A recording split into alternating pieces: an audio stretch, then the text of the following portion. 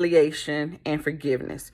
As Christians, we know we need to forgive. We know we're called on to forgive so that we can be forgiven.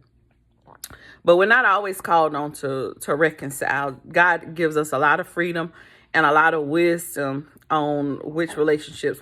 If it's a marriage and you taking vows, yes, outside of adultery and things like that, yes, you need to reconcile. If it's your mother and father, if possible, you always want to honor your mother and father, right? But not every relationship, not every hurt is gonna, not every relationship is gonna be reconciled. But today in Sunday school, we were talking about Joseph, and we were talking about like the Red Sea. But I was telling the children how the children of Israel ended up in Egypt, right?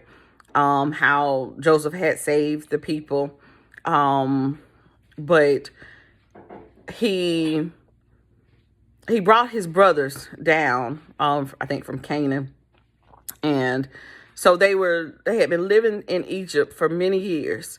And then in the last chapter of Genesis, chapter 50, his father dies, Jacob. His name had been changed to Israel, right? When he wrestled with the angel of God. So Jacob dies, and this is where we get children of Israel. But Jacob dies, and then the brothers come to Joseph and they say, Daddy's gone. We know you're about to get us back. You're about to, the big payback. It's what you've been waiting on to get us, right? He starts to weep. He says, what you did to me, you meant it for evil, but God meant it for good. I'm not going to get you back. As a matter of fact, he said, I'm going to nourish you and your children. He spoke kindly to them. He said, I'm going to do right by y'all. Not that you deserve it, but he did. He took care of them. But we know that he never was back in a relationship. Even the whole time that they were there, like I said, probably about 20 years that they lived there with their daddy was alive, but he was not back into a relationship with them because when the daddy died, they thought he's going to get us now.